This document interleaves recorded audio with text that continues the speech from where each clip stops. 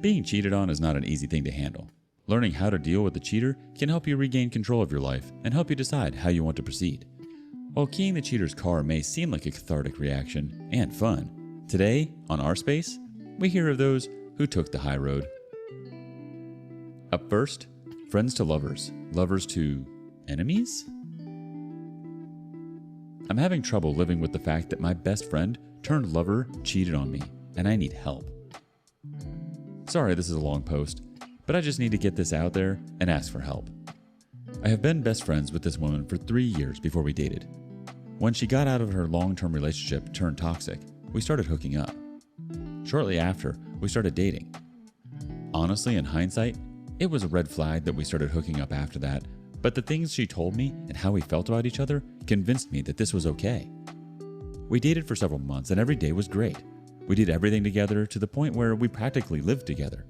Our friends loved us. We went on so many trips and adventures, and she made even the darkest days feel bright. I love this woman both as a friend and now as a lover. But she was a traumatized woman, as her dad committed suicide a couple years back, and her past toxic relationship affected ours. Her trauma with her past relationship was so bad that after our first big argument, she told me that she just needs a break from being in a relationship and focus on herself, especially with her views on mental health with her dad and all. She told me not to blame myself for the breakup. It was all her, and that I was the right guy at the wrong time, and maybe we can work something out in the future.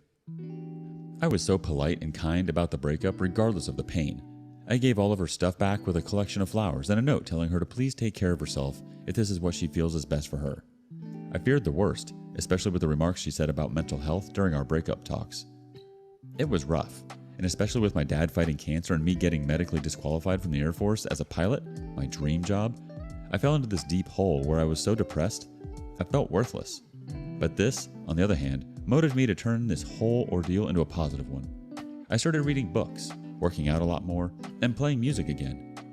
From day one, I planned on trying to get her back, or at least be friends.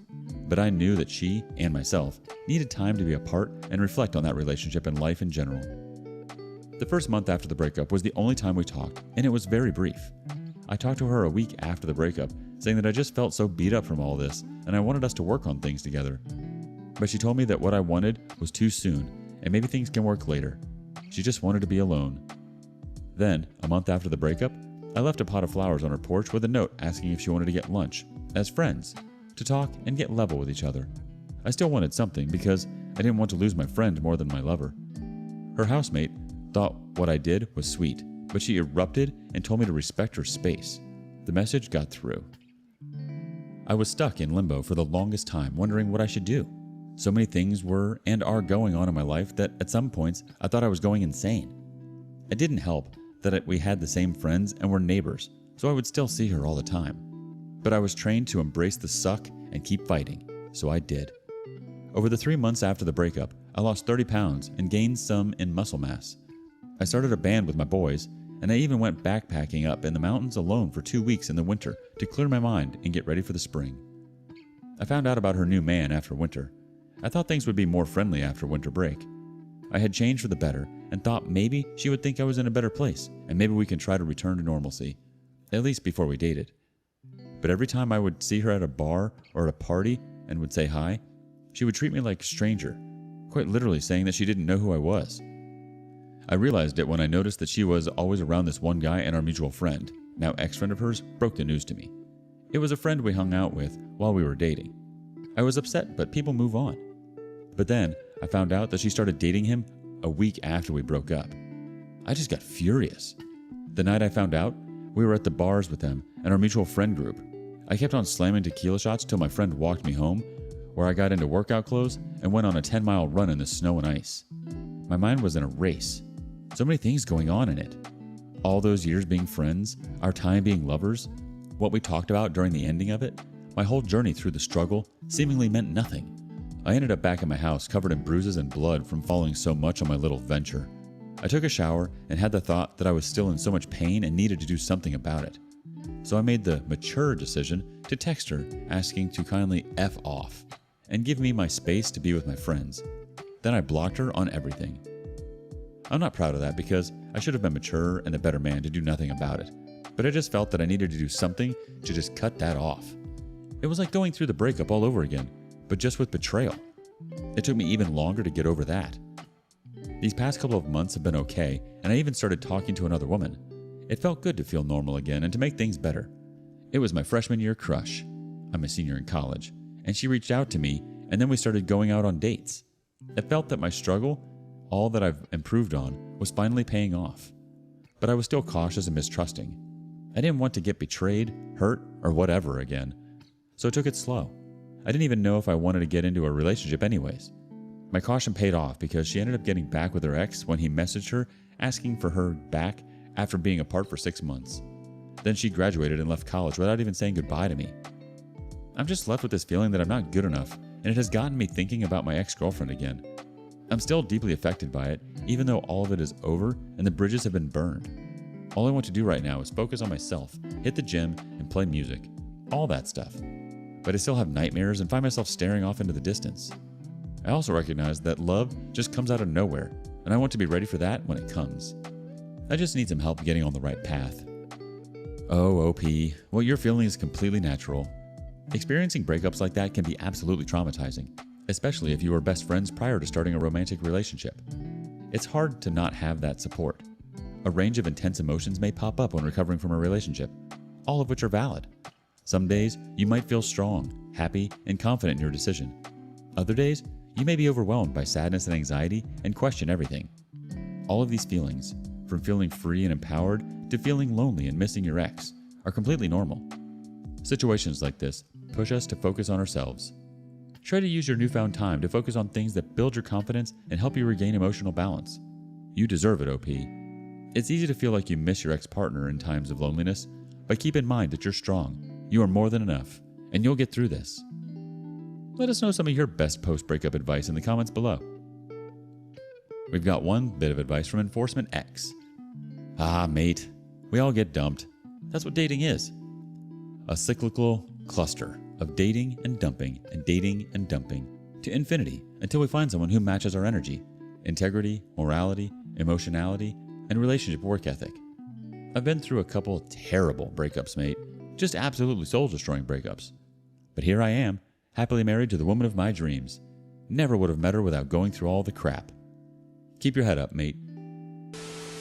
Next up, a cheater and their cousin sitting in a tree. Kissing.